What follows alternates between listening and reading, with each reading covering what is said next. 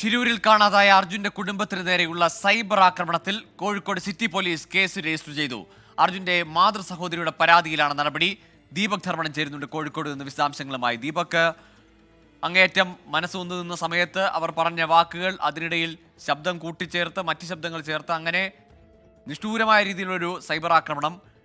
ഈ കേസിൽ ഇപ്പോൾ ഈ FIR-ൽ ആരെങ്കിലും ഏതെങ്കിലും അക്കൗണ്ടുകൾ, സോഷ്യൽ മീഡിയ അക്കൗണ്ടുകളെ സംബന്ധിച്ചുള്ള സൂചനകളുണ്ടോ? ഈ പ്രതി ചേർത്തിട്ടുണ്ടോ?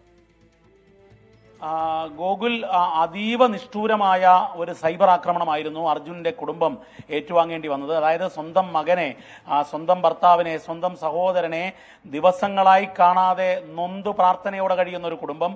ആ കുടുംബത്തിന് എതിരെ ഒരു വ്യാജ വീഡിയോ ഉണ്ടാക്കുന്നു. കുടുംബം മാധ്യമങ്ങളെ കാണുന്ന സമയത്ത് സൈന്യത്തിനെതിരെ പറയൂ എന്ന വ്യാജ ശബ്ദം ചേർത്തുകൊണ്ടൊരു വീഡിയോ.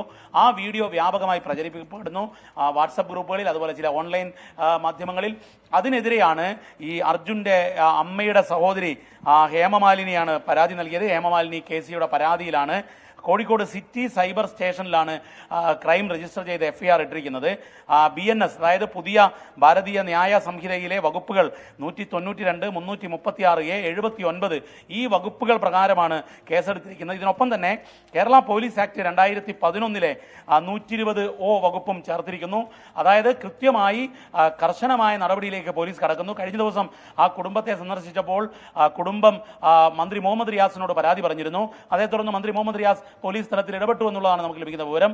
ഏതായാലും നിഷ്ഠുരമായ ഒരു കുടുംബത്തെ, ആഴ്ന്ന ഒരു കുടുംബത്തെ വേട്ടയാടിയ സൈബർ കുറ്റവാളികൾക്കെതിരെ പോലീസ് നടപടി ആരംഭിച്ചു കഴിഞ്ഞിരിക്കുന്നു. ഗോകുൽ, തീർച്ചയായും ദീപക്, ഒന്നും അറിയാതെ നിൽക്കുന്ന കുടുംബത്തിനെ കുത്തിനോവിക്കുന്ന നടപടിയാണ് ഏതായാലും ആ സൈബർ ആക്രമണത്തിന് പിന്നിൽ പ്രവർത്തിച്ചവർ ചെയ്തത്. ഏതായാലും ആ പരാതിയിൽ, കുടുംബത്തിന്റെ പരാതിയിൽ ഇപ്പോൾ, അർജുന്റെ കുടുംബത്തിന്റെ പരാതിയിൽ ഇപ്പോൾ പോലീസ് കേസ് രജിസ്റ്റർ ചെയ്തിരിക്കുന്നു. കോഴിക്കോട് സൈബർ പോലീസാണ് ഇപ്പോൾ FIR രജിസ്റ്റർ ചെയ്തിരിക്കുന്നത്.